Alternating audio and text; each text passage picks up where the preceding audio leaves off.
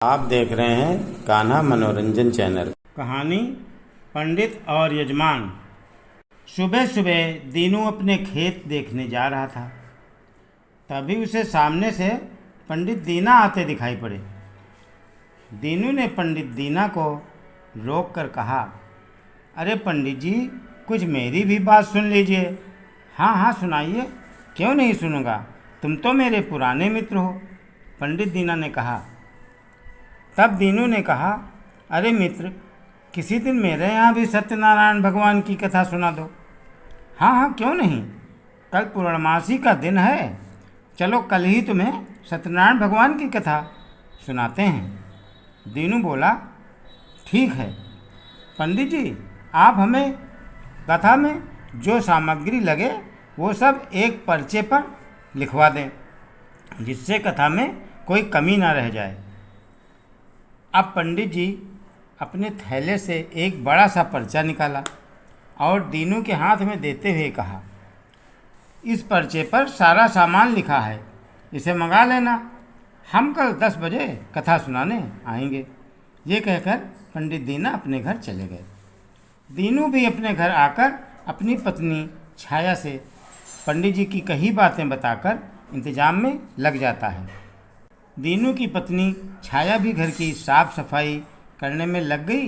जिस जगह पर सत्यनारायण भगवान की कथा सुनना था, उस जगह को उसने गोबर से लीप पोत कर खूब सुंदर सी जगह बना दी थी। अब पंडित जी के आने की देर थी। दोनों पति पत्नी पंडित जी के आने का इंतजार करने लगे। दीनू की पत्नी छाया सारे मोहल्ले में कथा सुनने के लिए कह आई। तब तक पंडित जी भी आ गए।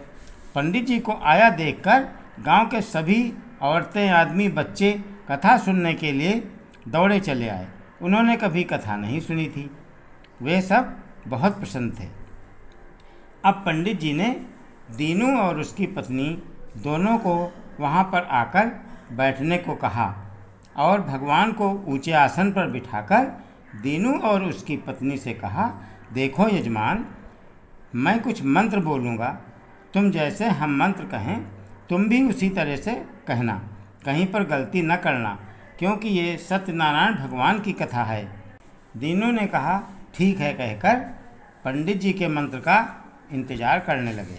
अब पंडित जी ने मंत्र बोला, ओम नमो भगवते वासुदेवाय नमः। यजमान हाथ में कुछ पैसा लेकर भगवान के चरणों में चढ़ा दो। तब यजमान ने भी कहा, ओम नमो भगवते वासुदेवाय नमः। यजमान हाथ में कुछ पैसा लेकर भगवान के चरणों में चढ़ा दो। तब पंडित जी ने कहा, हम नहीं, तुम भगवान के चरणों में पैसा चढ़ाओ। तब यजमान ने भी कहा, हम नहीं, तुम भगवान के चरणों में पैसा चढ़ाओ। पंडित जी ने कहा, हाथ में फूल ले लो। यजमान ने कहा, हाथ में फूल ले लो। पंडित जी ने कहा, हंसी मजाक मत करो। यजमान ने भी कहा, हंसी मजाक मत करो। अगर हंसी मजाक करोगे तो कथा कैसे सुनोगे? यजमान ने भी कहा, अगर हंसी मजाक करोगे तो कथा कैसे सुनोगे? पंडित जी ने कहा, तुम्हें कथा नहीं सुननी थी तो हमें क्यों बुलवाया था? यजमान ने भी कहा, तुम्हें कथा नहीं सुननी थी तो हमें क्यों बुलवाया था? पंडित जी ने कहा, देखिए, ये भगवान की कथा है, अगर इसे ठीक से नहीं सुनोगे तो तुम्हारा कल्याण नहीं होगा। यजमान ने भी कहा, देखो, ये भगवान की कथा है, अगर इसे ठीक से नहीं सुनोगे तो तुम्हारा कल्याण नहीं होगा। पंडित जी ने कहा, कुछ पैसा और फूल लेकर 9 ग्रहों पर चढ़ा दो। यजमान ने भी कहा, कुछ पैसा और फूल लेकर 9 ग्रहों पर चढ़ा दो। अब पंडित जी को गुस्सा आ गई। पंडित और यजमान की कथा देखकर वहाँ के आए लोगों की हंसी नहीं रुक पा रही थी। पंडित जी ने कहा, क्यों मेरी बेइज्जती करा रहे हो? ठीक से कथा सुनो और प्रसाद बांटो, सब अपने अपने घर जाएं। यजमान ने भी कहा, क्यों मेरी बेइज्जती करा रहे हो? ठीक से कथा सुनो और प्रसाद बांटो, सब अपने अपने घर जाएं। पंडित जी ने कहा, क्या तेरे बाप दादों ने कभी कथा नहीं सुनाई थी?